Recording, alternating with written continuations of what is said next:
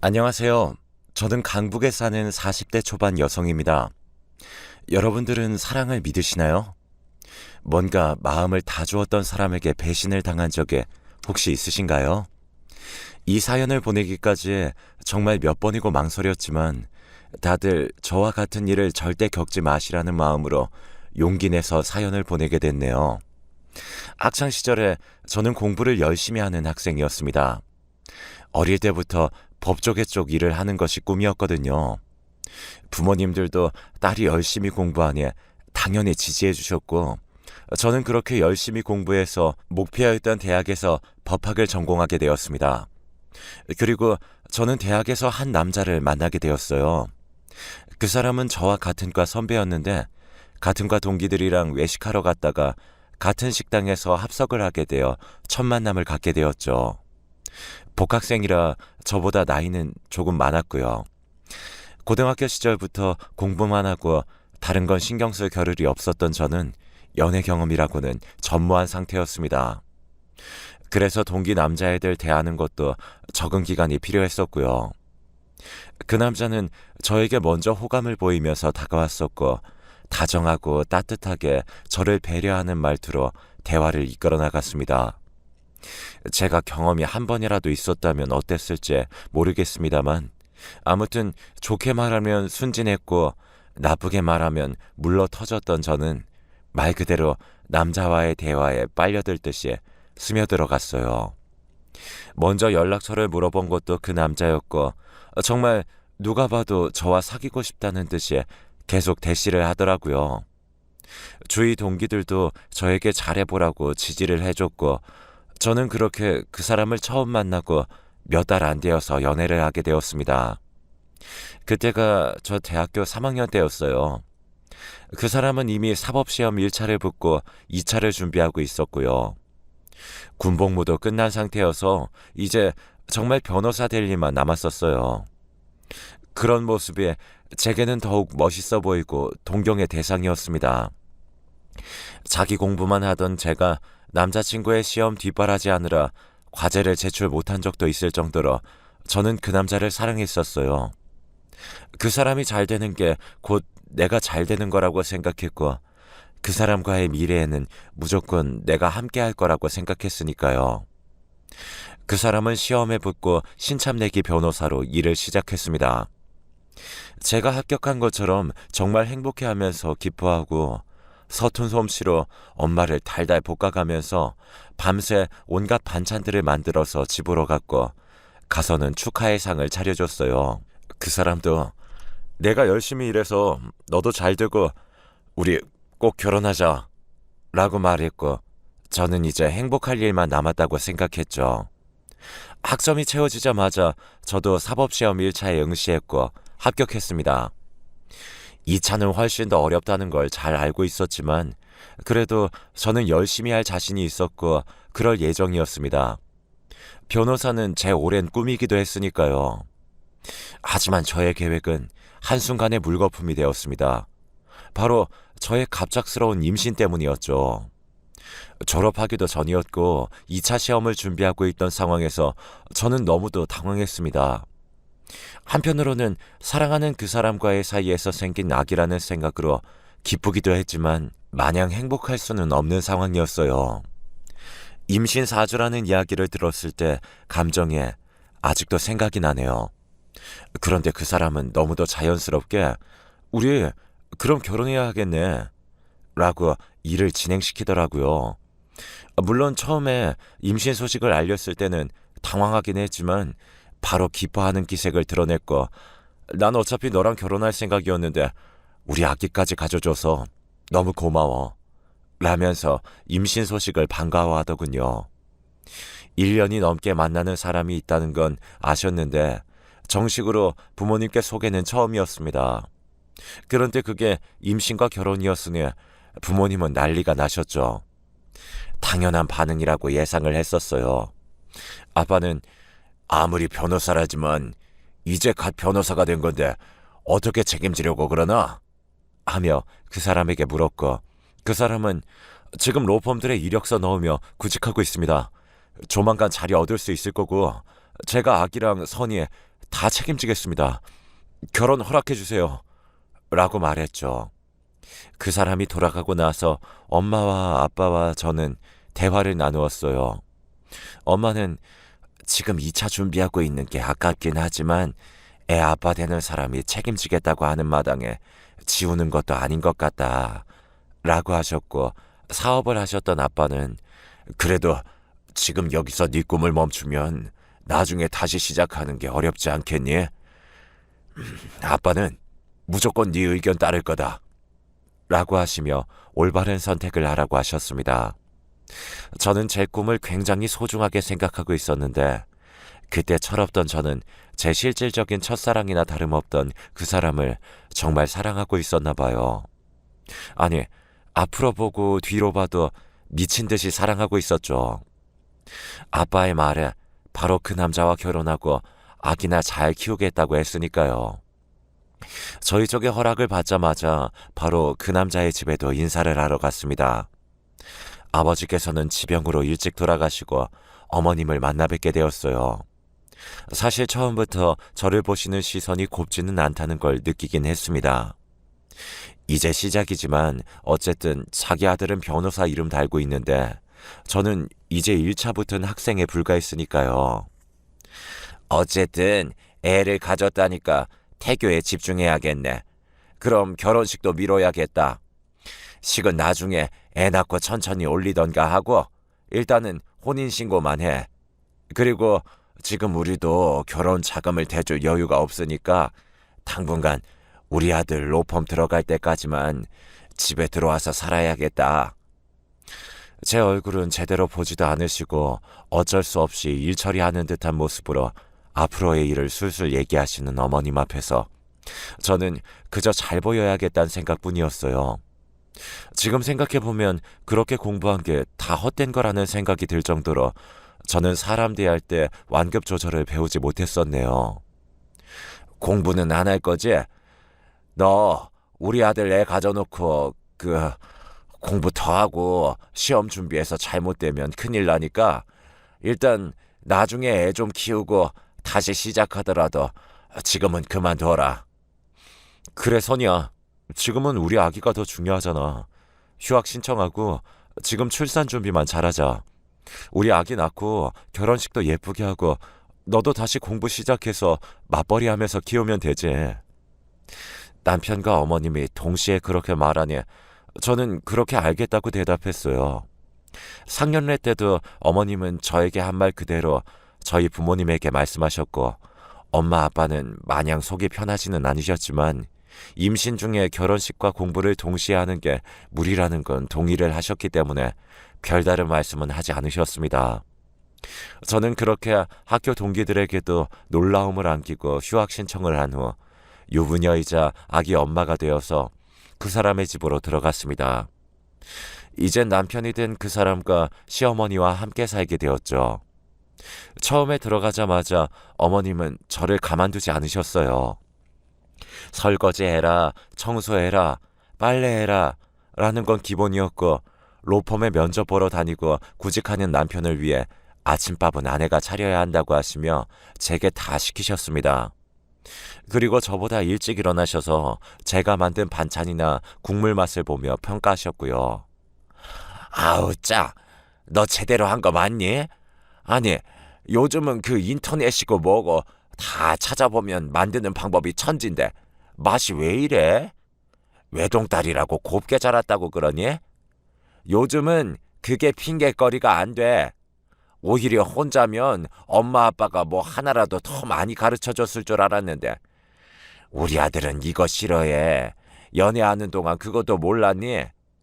예전에 군대에 있었을 때 만나던 애는 아주 그냥 도시락을 바리바리 싸서 면회도 같이 가고 그랬는데 아휴 잘하는 거라고는 눈꽃만큼도 없어서리 원. 남편의 전 여자친구까지 거론하시는데 정말 스트레스를 많이 받았어요. 임신 초기라 조심하고 또 조심해야 하는데 그럴 거면 차라리 학교를 다니며 공부를 하는 게 더 낫겠다 싶을 정도였죠. 그래도 저는 참고 참으면서 네 하고 어머니께 맞춰드렸어요. 어쨌든 아이가 있었고 남편을 사랑했으니까요. 그렇게 노력하면 잘 살 수 있을 줄 알았습니다. 그런데 그게 아니었어요.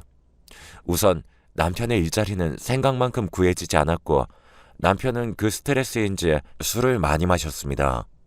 그리고 제게 화를 내거나 귀찮아하는 기색도 내비쳤죠. 하지만 저는 남편도 힘들겠지 생각하면서 버티고 참았어요. 그러다가 결국에는 일이 생겼습니다. 제가 갑자기 하혈을 한 거예요. 그것도 친정에 잠깐 갔을 때 벌어진 일이라 부모님이 다 보시게 되었고 난리가 나셨습니다. 다행히 아기는 무사했지만 병원에서는 스트레스가 많은 것 같다고 했고요. 아빠는 너 무슨 일 있어? 솔직하게 얘기해. 라고 하셨고 저는 결국 시어머님에게서 받은 스트레스와 남편의 취업난에 대해 말씀드렸어요. 아빠는 사업가답게 행동파셨습니다. 곧바로 저를 데리고 시댁에 가셔서 제가 월세방이라도 구해줄 테니까 애들 분가시키시죠. 라고 하셨습니다. 어머, 사돈 형편이 집 해주실 만큼 괜찮은가 봐요? 그런 말씀도 안 하시고 애들 결혼시키신 거예요? 그건 순서가 아니죠. 차라리 그 돈으로 우리 아들 사무실 하나 개업해 주시면 어때요? 아니, 뭐라고요? 아니, 그냥 이렇게 취직도 안 되는 거 어차피 해도 변호사인데 그냥 자기 이름 달고 하면 마음 편하고 좋잖아요. 아빠는 처음에는 내키지 않는 눈치였습니다. 하지만 전 솔깃했어요. 남편의 취업을 마냥 기다리며 그 스트레스를 받아내기에는 너무도 지쳐 있었거든요. 그래서 제가 아빠를 설득했습니다. 차라리 그게 낫지 않겠냐고요. 아휴, 좀 더 경험을 쌓는 게 낫지. 바로 자기 사무실을 개업한다고 그게 잘 되는 게 아닌데. 변호사라도 짬이라는 게 있지. 아빠, 그냥 해주세요. 저 어차피 분가해도 임신해서 혼자 집안일도 다 못해요. 여기선 그래도 어머님이 어머님 일은 하실 수 있잖아요. 아빠는 제 설득에 결국 남편을 부르셨습니다. 한 상가 건물에 사무실을 하나 열어주신다고 하신 거죠. 그 대신 명의는 제 이름으로 해주신다고 했어요. 남편이 열심히 하는 모습을 보이면 바꿔주신다고도 하셨고요. 한마디로 내가 임대인이 된 거고 남편이 임차인이 된 거나 마찬가지였죠. 아빠는 시댁 식구들이 앞으로 어떻게 나올지 모르니까 우선 상가의 명의는 제 이름으로 해준다고 하시더라고요. 남편은 그것도 감사했던지 고개를 넙죽넙죽 숙이며 장인어른 감사합니다. 제가 열심히 할게요. 라고 말하더군요. 그렇게 남편의 이름이 걸린 변호사 사무소가 개업했고 취업 걱정은 더 이상 하지 않게 되었어요. 시어머님도 사돈이 그렇게 돈을 써서 아들 일자리를 만들어줘서인지 전보다는 저를 유하게 대하시더라고요. 그것만으로도 좋았습니다. 저는 태교하고 집안일 하느라 남편의 일은 신경 쓸 겨를이 없었어요. 그냥 어쩌다 물어보면 잘 된다고 대답했고 표정도 좋아 보여서 잘 되나 보다 생각했었죠. 그렇게 2달이 조금 넘고 임신 5개월에 접어들었을 때 저는 남편의 사무실을 찾아가게 되었어요. 남편이 출근하고 나서 서류를 하나 발견했는데 오늘 날짜가 적혀 있어서 가져다 줘야겠다 생각했거든요. 지금도 가끔 생각해요. 그날 가지 않았으면 내 미래가 조금이라도 괜찮아졌을까 싶은 생각 말이죠. 아직도 기억이 납니다. 남편의 이름이 적힌 사무실 문을 뿌듯한 마음으로 연 순간 소파 위에 다른 여자와 다정하게 있던 그 남편의 모습이요. 2 사람은 당황하면서 저를 쳐다봤고 저는 그 자리에서 정신없이 돌아서 달려 나왔습니다. 머리가 어지럽고 속이 뒤집히는 것 같았습니다. 골목에 주저앉아 하염없이 울고 또 울었습니다. 어떻게 우리 아빠가 해준 그 사무실에서 다른 여자를 안고 너무도 화가 나고 어이가 없었어요.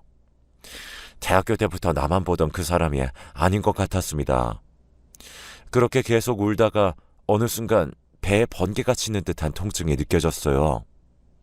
그제서야 아기를 품고 너무 울었다는 자각이 들었죠. 하지만 정신을 차릴 새도 없이 제 기억은 거기서 끊겨버렸습니다. 눈을 떴을 때는 이미 병원이었고 옆에는 남편과 그 여자가 있었어요. 뭐가 당당한지 저를 똑바로 보면서 여자는 어머, 일어났다, 일어났어 하고 호들갑까지 떨더라고요. 누가 봐도 세련된 투피스 정장에 화장까지 한 고급스러운 모습이었습니다. 남편과 그 여자 뒤로 시어머님이 나타났고 뒤이어 의사 선생님도 오셨어요. 선생님께서는 저를 안타깝다는 듯 보시면서 정말 죄송합니다. 아이가 유산되었어요. 임신 중기신데 스트레스를 크게 받으셨나 봐요. 라고 말씀하셨고 그제서야 저는 피로 물든 제 바지를 보게 되었죠. 선생님이 떠나시고 나서 시어머님이 저를 보고 혀를 끌끌 차셨습니다. 바깥으로 함부로 나돌아다니더니 애가 저렇게 떨어지지 하시면서 저를 아니꼽게 보시고 나가시더라고요. 그러자 남편 옆에 그 여자는 어머니 같이 가요 하고 자리를 피하더군요. 저는 그 모습을 어이없게 보고 있었고요. 우선 내가 잘못한 건 맞아. 인정해. 내 전 여자친구인데 나보다 먼저 취업을 해서 내가 사무실 열고 모르는 게 많으니까 도움을 좀 받으려고 연락했었어. 그런데 나도 몰랐는데 마음이 아직 남아 있었더라. 법조인다운 깔끔한 정리였어요. 기가 막히고 어이가 없었죠.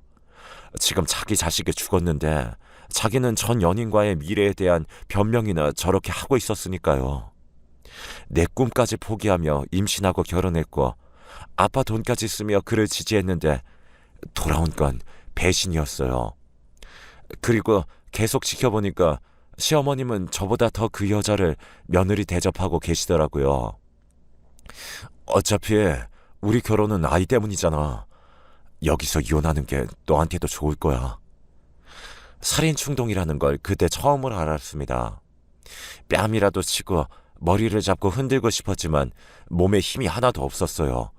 저는 그저 부모님께 연락해달라고 말했습니다.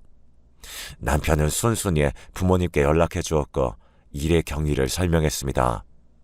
그리고 자기가 유책 배우자라는 걸 잘 알고 있고 위자료는 지급할 것이며 여기서 장인어른이 제게 해코지하시면 그건 고속감이다라고 하며 뻔뻔하게 나가더라고요. 뭐 사실 이 결혼이 아이 없으면 이뤄졌겠어요. 이제라도 각자 제 짝 찾아가는 거지.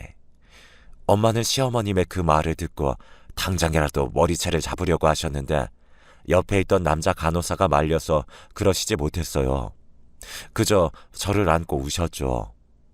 저는 부모님의 얼굴을 볼 수가 없었어요. 천하제일의 불효녀가 된 기분이었을까요? 아빠는 퇴원하는 저를 데리고 나가 가까운 대형마트에서 가장 큰 캐리어를 사셨어요. 그리고 시댁으로 가셔서 제 짐을 싹 다 챙겨서 저를 집으로 데려오셨죠. 그리고는 걱정 말고 몸부터 회복하자. 이혼 그거 별거 아니야. 네가 세상에 부끄러운 것 없이 살면 그걸로 너는 떳떳하게 살 수 있어. 언젠가 저들이 벌 받을 거다. 라고 하셨죠.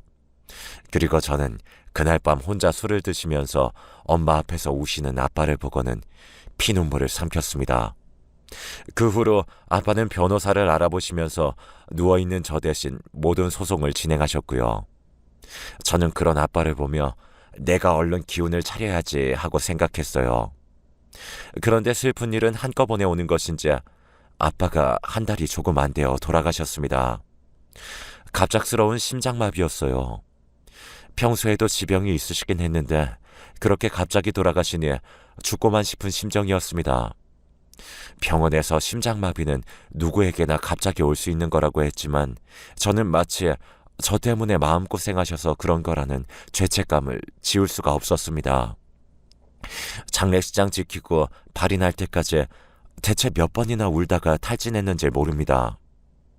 아빠가 돌아가시자 전 남편은 저를 이때다 싶어 몰아붙였습니다. 다행히 아빠가 구해놓으신 변호사님과 함께 소송을 이어나가서 위자료를 몇 천만 원 받고 승소하긴 했지만 저는 너무나도 지쳐버렸어요. 한동안 집에서 엄마랑 있으면서 몸을 회복하고 마음의 상처도 치유했습니다. 꿈에서 아기가 나와 울면 수면제도 듣지 않았고 엄마랑 그렇게 둘이 껴안고 울기 일쑤였어요. 그리고 전 남편과 전 시모, 상간녀를 많이 원망했죠. 아빠도 미친 듯이 보고 싶었고요. 제가 정신을 차리게 된 건 반년 후 들려온 전 남편과 그 여자의 재혼 소식 때문이었습니다. 난감한 얼굴로 제게 소식을 전해주던 가장 친한 동기 얼굴이 아직도 기억나네요. 동기도 물론 전 남편의 욕을 엄청 했죠. 그런데 저에게는 그게 정신을 차리게 되는 계기가 되었어요. 놓았던 공부가 생각나고 그 여자의 세련된 모습이 겹쳐지니까 저 모습이 내 진짜 미래였다는 생각이 들었거든요. 그래서 엄마에게 복학의 의지를 말씀드렸습니다. 당연히 지지해 주셨고 저는 잠을 2시간씩 자며 공부했어요. 정말 고3 때도 없었던 코피까지 흘리면서요. 전 남편의 소식은 알려고 하지도 않았습니다. 복학하니까 친구들은 이미 다 졸업해서 제 이야기를 할 사람이 없는 건 좋더라고요. 저는 졸업 후에 2차 시험까지 합격해 변호사가 되었습니다. 이혼한 지 2년이 다 되어가는 시점이었죠. 그날 엄마랑 고급 호텔에 가서 외식하면서 엉엉 울었어요. 아빠 납골당도 찾아갔고요. 운이 좋은 건지 저는 지금까지 일하고 있는 작은 로펌에 금방 취직했습니다. 신짜배기 변호사로 자잘한 사건들부터 맡게 되었죠. 그리고 그때 선배였던 현재의 남편을 만났어요. 처음에는 서류 정리부터 시작해서 사건 분석 파일에 의뢰인 상담까지 다 깐깐하게 검사하는 그 사람이 너무 얄밉기도 했어요. 그런데 저한테 쓴소리를 한 날 퇴근 시간이 되면 꼭 책상 위에 커피나 쿠키가 놓여 있었죠. 수고했어요. 점점 더 잘할 거예요. 라는 짤막한 쪽지와 함께 말이죠. 제가 처음으로 승소를 이끌어낸 건 남편의 외도로 이혼 소송을 낸 아기 엄마였습니다. 제가 공감이 가서 그런지 정말 밤새워 가면서 조사하고 준비했고 결국 원하던 위자료로 승소했어요. 그리고 그날 저는 현재 남편에게 고백을 받았습니다. 알고 봤더니 제가 뭔가 하나를 해내고 자신감을 얻을 때까지 기다려주고 싶었대요. 하지만 저는 마음을 쉽게 열 수 없었어요. 바로 과거 때문이었죠. 하지만 선배는 그런 제게 계속 다가왔고 저는 결국 제 과거를 털어놓았습니다. 아휴, 고생 많았네. 내가 이제 당신 지켜줄 거야. 그러니까 더 이상 힘들지도 외로워하지도 마. 선배는 그렇게 웃으며 말하더라고요. 그 말에 저도 모르게 울음이 터져서 엉엉 울었고 한참 동안이나 선배는 조용히 저를 달래주었습니다. 그리고 저는 그렇게 조심스럽게 새사랑을 시작했죠. 선배가 나이가 좀 있다 보니 집안에서 결혼을 재촉하는 모양이었어요. 제게 땀을 뻘뻘 흘리면서 조심스럽게 이야기를 하더라고요. 그 모습에 오히려 저는 결혼을 별거 아닌 것처럼 말했던 전 남편보다 훨씬 믿음이 가더군요. 그 대신 이번에는 먼저 예비 시부모님을 뵙고 싶다고 말했어요. 선배는 제 이야기를 미리 다 해놓았다고 했는데 정말로 선배 집에 처음 가자마자 어머니께서 저를 안고 눈물을 흘리셨습니다. 선배는 제가 이혼의 아픔을 겪었던 것부터 해서 유산에 아버님이 심장마비로 돌아가신 것까지 예비 시부모님이 저를 만나기 전에 모든 걸 저에 대해서 아시게끔 말을 해놨던 것 같았습니다. 지방에서 오셨다고 했는데 그냥 평범한 동네 아주머니 느낌이어서 날카로운 선배 이미지랑 상반되는 게 신기했어요. 얘야, 왔니? 얘기 들었다. 그동안 얼마나 고생을 했니? 우리 아들에게 얘기 다 들었어. 이제부터 과거는 다 잊고 우리 함께 새롭게 다시 시작하면 돼. 아버님께서도 그래, 아버님도 심장마비로 돌아가셨다며? 이제부터는 내가 너의 아버지가 되어줄 거다. 하늘에 계신 네 아버지도 널 지켜줄 거고 우리에게 이렇게 와줘서 너무 고맙구나 하시며 몇 년이 지났음에도 불구하고 제게 몸보신하라면서 준비해두신 한약을 건네시더라고요. 그 모습에 저도 마음이 통했고 저희의 결혼은 그렇게 일사천리로 진행되었어요. 이번에는 예쁜 웨딩드레스도 입고 멋진 결혼식장에서 직장 동료들, 대학 동기들 다 모아놓고 결혼식을 했어요. 제 과거를 아는 동기들도 네가 그렇게 고생하더니 드디어 인생 핀다 라고 하며 저와 남편의 앞날을 축복해 주었습니다. 같은 직장에서 일하다 보니까 자연스럽게 얼굴 볼 일도 많았고 정말 전 남편과 비교하면 너무너무 행복한 결혼 생활이 시작되었어요. 정말 너무 행복했고 남편은 지금까지도 매일매일 제게 사랑한다고 해주곤 합니다. 시부모님도 저를 딸처럼 아껴주셨고 저희 어머님과의 사이도 좋으셔서 친구처럼 지내시고 정말 말 그대로 고생 끝 행복 시작이었죠. 아이는 너네 자유롭게 가지고 안 낳고 싶으면 갖지 마라고 하셔서 남편하고 천천히 이야기를 해보기로 했습니다. 저랑 남편 둘 다 일 욕심도 있었고요. 그렇게 결혼을 하고 일도 열심히 하면서 새로운 인생을 행복하게 잘 살던 중이었어요. 어느 날 제게 누군가 상담을 예약했어요. 가보니까 앳된 얼굴의 여자가 울고 있더라고요. 무슨 일이세요? 변호사님, 저 좀 도와주세요. 저 정말 억울해요. 서럽게 우는 여학생을 달래고 이야기를 해보라고 했습니다. 여학생은 자기가 임신 중인데 아이의 아빠인 남자친구가 유부남이라는 걸 최근에 알았다고 해요. 그것도 남자친구의 아내가 자기를 상간녀로 고소했다고 했습니다. 저 정말 몰랐어요. 정말이에요. 우리 아기는 어떻게 해요? 임신 소식 듣고는 저랑 결혼하겠다고 했는데 갑자기 그 사람 와이프라는 사람한테 고소장이 날라오고. 서럽게 우는 여학생을 달랬습니다. 이런 경우라면 가장 큰 책임은 거짓말을 한 그 유부남에게 있을 테니까요. 저는 그 여학생에게 그 유부남 정보를 적어두고 가시면 고소장을 보내겠다고 했어요. 그 여학생은 그렇게 했고 저는 먼저 있던 일을 처리하기 위해서 제일 밑에 있던 인턴에게 고소장 일을 부탁했습니다. 그리고 며칠 뒤 그 여학생을 만나기로 한 날이었어요. 며칠 새 진정을 좀 하고 왔더라고요. 아이를 혼자 키우더라도 낳고 싶다고 하더니 강단이 꽤 있어 보였죠. 제 사무실에서 대화를 나누는데 갑자기 문이 쾅 하고 열렸습니다. 그리고 흐트러진 와이셔츠를 입은 한 남자가 쳐들어왔어요. 너 지금 뭐 하는 거야? 이렇게 해서 네가 득볼 게 대체 뭔데? 내가 너랑 결혼하겠다고 했잖아. 그런데 왜 여기서 이러고 있어? 이거 나요. 변호사님, 저 좀 도와주세요. 저는 여학생을 끌고 가려는 남자의 팔을 있는 힘껏 붙들려고 했습니다. 그 순간 저도 그 남자도 굳어버리고 말았어요. 면도도 제대로 하지 않은 추레한 얼굴의 그 남자는 바로 제 전 남편이었거든요. 둘 다 굳어버렸고 그 사이에 밖에서는 소란을 들었는지 경비 아저씨랑 제 남편을 비롯한 남자 동료들이 달려왔어요. 너, 선이야, 네가 어떻게 여길... 네가 얘 변호사? 남편은 이혼할 당시 아무 보잘것없던 여자가 변호사 사무실에 떡하니 앉아있으니 너무 놀란 표정을 짓더라고요. 얼굴이 사색이 되어 저를 멀뚱멀뚱 쳐다볼 뿐이었습니다. 그래, 넌 여자 인생 힘들게 하는 재주가 여전하구나. 제 차가운 목소리에 옆에 있던 남편은 이게 무슨 상황인지 바로 알아차리고는 다른 동료들과 경비 아저씨를 내보냈어요. 그리고 제 옆에 다가와 저와 그 여학생의 손을 잡고 자기 뒤로 세우더라고요. 안녕하세요. 저는 변호사 신태용이라고 합니다. 선이 남편 되는 사람이고요. 지금 저희 로펌 고객님을 위협하고 계신 거 아시죠? 뭐야, 남편? 이봐요, 나도 변호사야. 지금 그건 변호사로서의 태도가 아닌 것 같습니다만. 경찰 부를까요? 전 남편은 안절부절 못하더니 여학생에게 뭐라고 웅얼웅얼 거리더니 나가버렸어요. 저는 한숨을 푹 내쉬고 여학생에게 이 기가 막힌 상황을 설명해 주었죠. 차라리 잘 됐어요.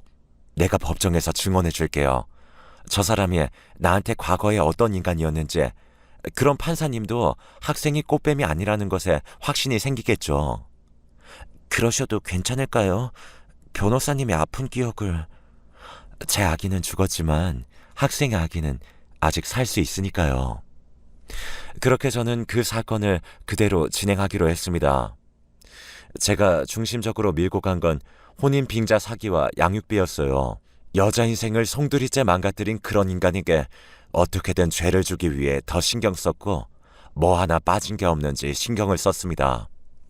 그렇게 시간이 흐르고 전 남편은 결국 향후 양육비를 지급해야 한다는 판결을 받았고 혼인 사기가 인정되어 형사처벌을 받을 수밖에 없었어요. 변호사 자격도 1년 정지가 됐고요. 동시에 부인에게도 위자료를 지급해야 했죠. 들어보니 부인이 대형 로펌에서 변호사를 위임해서 어마어마한 위자료를 물게 생겼다고 했습니다. 한 번은 변호사 사무실에 오랜만에 전 시모도 찾아왔더라고요. 저를 보고 토끼 눈을 하더니 달려와서는 그래도 몸 섞고 같이 살았는데 한 번만 도와줘. 변호사 일은 계속하게 해줘야지. 제발 하시며 눈물을 보이시는데 전혀 안타깝거나 불쌍해 보이지 않았습니다. 저기요, 여기 아줌마 같은 분이 함부로 찾아와서 그런 모습 보이는 데가 아닙니다. 그리고 누가 몸을 섞어요? 말 함부로 짓거리시면 고소할 테니 당장 나가세요. 라고 하니까 고개를 푹 숙이며 나갔어요. 아마 집안에 대들 보였던 자기 아들이 이제는 변호사도 당분간 못하게 됐으니 한숨을 푹푹 쉬는 건 당연하겠죠. 그 후 여학생은 출산을 해서 미혼모 시설과 국가 지원들을 잘 알아본 후 현재 아이를 키우며 네일 아트 샵에서 일을 한다고 하네요. 양육비는 밀리더라도 달마다 주긴 준다고 하더군요. 저는 혹시 너무 적게 주거나 끊기면 바로 와서 고소장을 쓰라고 했습니다.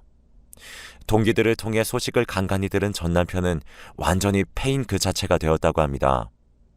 양육비를 주지 않으면 소송이 걸리니까 술집이나 고깃집, 심지어는 일용직 아르바이트도 하는 걸 본 동기도 있다고 해요. 로펌에 취직을 하려고 해도 이력서에 뭘 쓸 거리가 있어야 하죠. 간신히 양육비 보낼 돈 벌면서 버티는 것 같더라고요. 인과응보라는 게 진짜 있구나 싶기도 하고 그 사람은 왜 그렇게 공부 열심히 하고도 불쌍하게 저렇게 살까 싶기도 해요. 아무튼 저는 지금 잘 살고 있고 남편과도 행복합니다. 앞으로도 열심히 일하고 사회에 정의가 살아날 수 있도록 일 더 열심히 할게요. 감사합니다.